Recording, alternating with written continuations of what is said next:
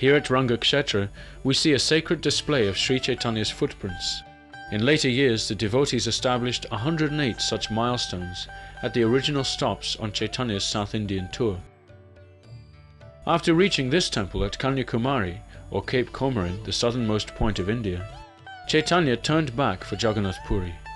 By the time the 2-year tour was over, the 27-year-old Chaitanya had won thousands of South Indians over from Buddhism, Jainism and the impersonal schools to the Sankirtan movement.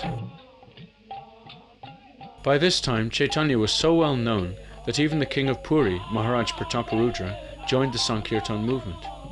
Thousands of pilgrims give the Murti of Jagannath a ride on a colossal wooden chariot.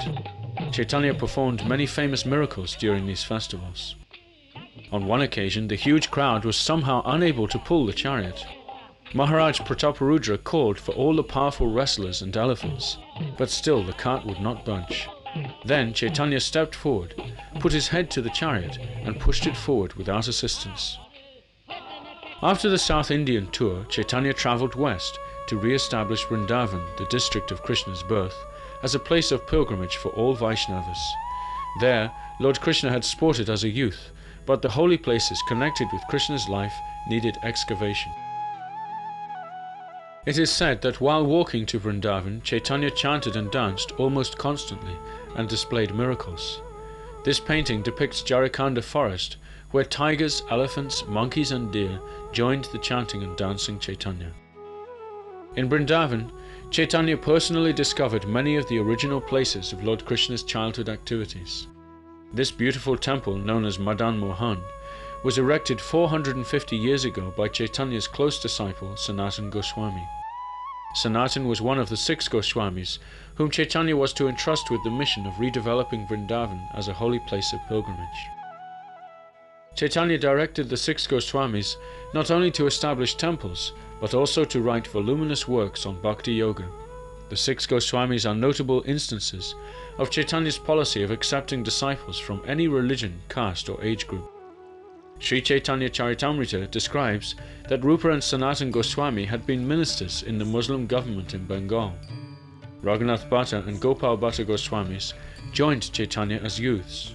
Raghunath Das was the son of a rich merchant, but he became so austere that he required only a few drops of buttermilk and 2 hours sleep daily for bodily maintenance. Jiva Goswami, the younger nephew of Rupa and Sanatan, wrote many famous works on Vaishnavism and is known as one of the greatest philosophers in Indian history. After establishing the preaching mission in Vrindavan, Chaitanya stopped in the holy city of Benares, shown here, to meet a powerful sect of Mayavadi sannyasis. The Mayavadis claimed that Chaitanya's dancing and chanting were a deviation from the strict vows of a sannyasi. "Why don't you quietly study as a sannyasi should?" they asked. Chaitanya replied, "I am too foolish to understand books, but I have received all benefits derived from studying by chanting the names of Krishna." Chaitanya, who of course was most learned, convinced the Mayavadis to exchange their laborious study and memorization for the exuberant bhakti process. On returning to Jagannath Puri at the age of 31, Chaitanya spent the next 18 years in the association of Ramananda Roy, Sarvabhauma Bhattacharya and other intimate devotees. This is the actual house where Chaitanya lived during those years. Inside is Lord Chaitanya's room, known as the Gambhira. Pilgrims are allowed to see his shoes and sannyasi water pot. One of Chaitanya's great devotees was Srila Haridas Thakur. His tomb in Jagannath Puri, shown here, remains an important Vaishnav shrine even today, 450 years after his passing. Born in a Muslim family, Haridas became known as the greatest chanter, or the Namacharya. He would chant Krishna and Hari for 20 hours daily without fail. We see Haridas converting a prostitute who had attempted to seduce him. Jealous Muslims beat Haridas at a public whipping through 21 consecutive marketplaces.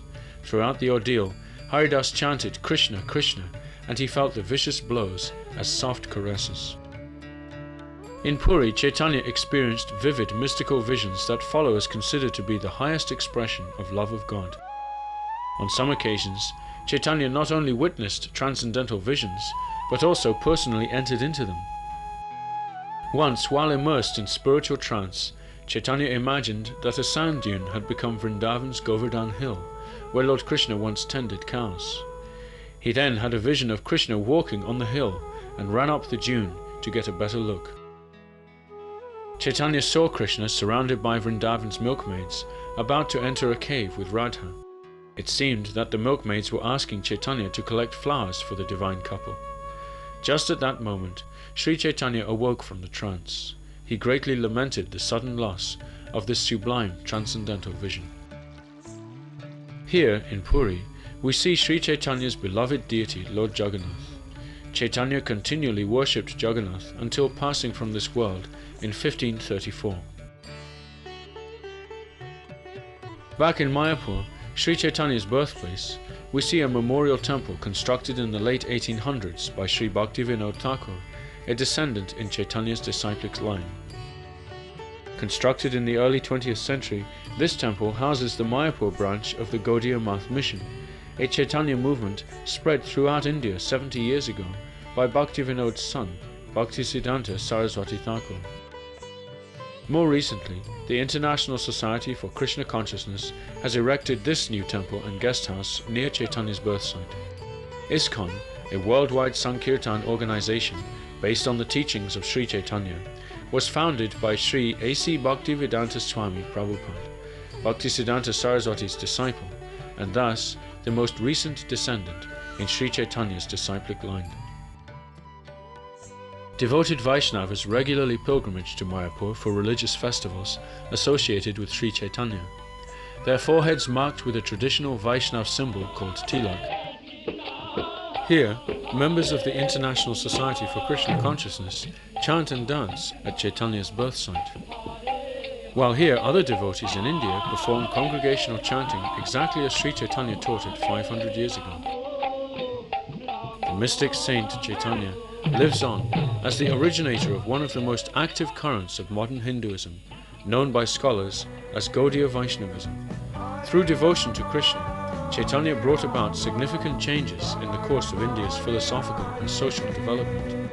In addition to beautiful temples, Chaitanya's followers have enriched India's cultural dowry with a wealth of bhakti literature.